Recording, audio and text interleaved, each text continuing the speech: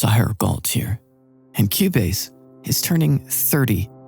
To commemorate this historic occasion, I want to share with you my personal experience with the DAW that's been my constant companion through virtually every project that I've produced since 2004.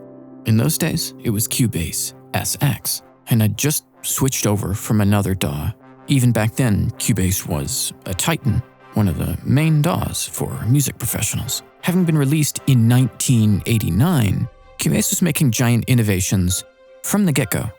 With Cubase 1.0 for Atari, which was MIDI only, they introduced the world to a graphical display for your sequence. Can you imagine working in a DAW without that? And shortly thereafter, Steinberg invented VST, which contributed to the explosion of an entire industry and innumerable companies devoted to creating plugins for everything under the sun. Back to 2004 in my Cubase SX studio, which I believe consisted of a made in Mexico Fender Strat, a Shure SM57, and a budget audio interface.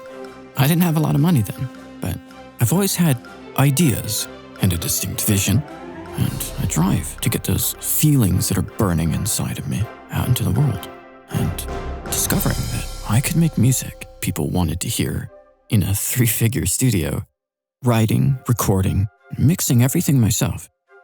Well, taught me the most important thing I have ever learned in music. Heart, ability, and hard work is everything. And the digital revolution in music is a big part of what made that possible. Cubase is what turned my handful of equipment into a recording studio. And Cubase put recording and mixing functionality formerly reserved for consoles that cost as much as a house into every single computer. That's what I love about technology. Sometimes this enterprising spirit, even a single company, have this ripple effect that transforms people's lives. Now, Cubase wasn't the only DAW to be a part of this revolution, but it was at the vanguard, pushing innovation forward. And I chose it because it's always been intuitive to how I think. It's easy to use at first glance, also wildly deep and customizable to your individual workflow.